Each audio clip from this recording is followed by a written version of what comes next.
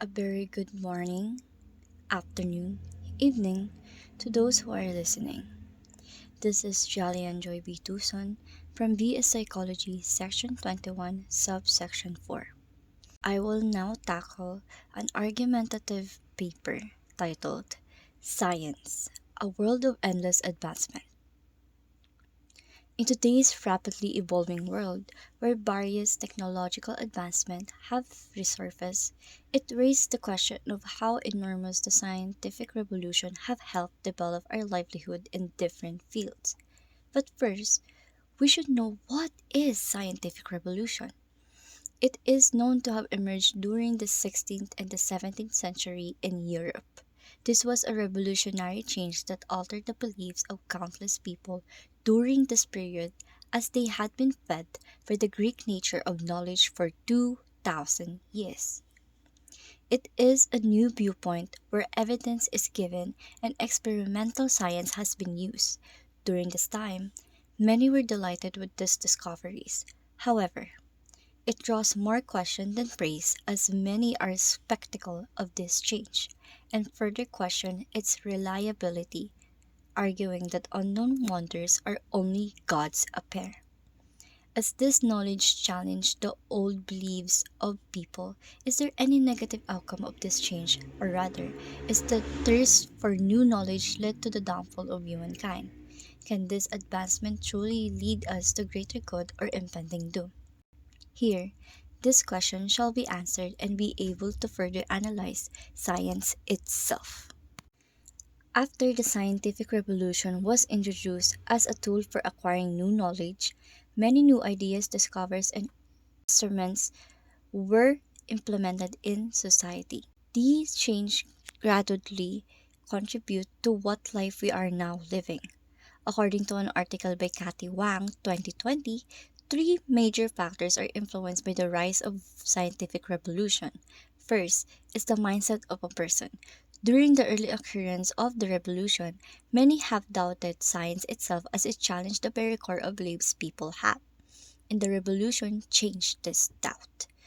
Many philosophers approached and began to be more curious about these endless discoveries with no limitations, and people were drawn after positive results. Economic growth was also by science itself. In many fields, new tools were proposed. This further advances industrial, technological, and even the livelihood of people. One important outcome of the revolution is the scientific method. This approach allowed discoveries to be tested first to prove its reliability, and with these different tools or instruments were invented and are still existing in modern times. An example of this is the telescopes, invented in the year 1608. Medicine has also improved. Many diseases were incurable and would often lead to death, but because of inventions and understanding of discoveries, these were resolved and have given reliable solutions for patients. Although, why can't this great scientific knowledge be of use in the Philippines? These were a great contribution to the Philippines economy. There's an article by Ricania MG 2021 which discusses science's incapability to develop the Philippines.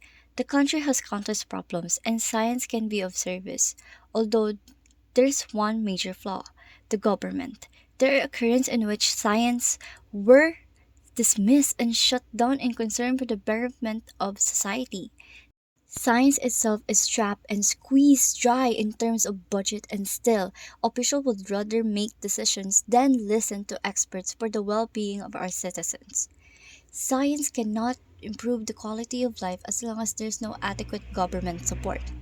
As a citizen, this quote saddened me. There are many solutions, but ignorant beliefs and misuse of power hold back the endless possibilities science can do. These possibilities cannot be stopped with positive results.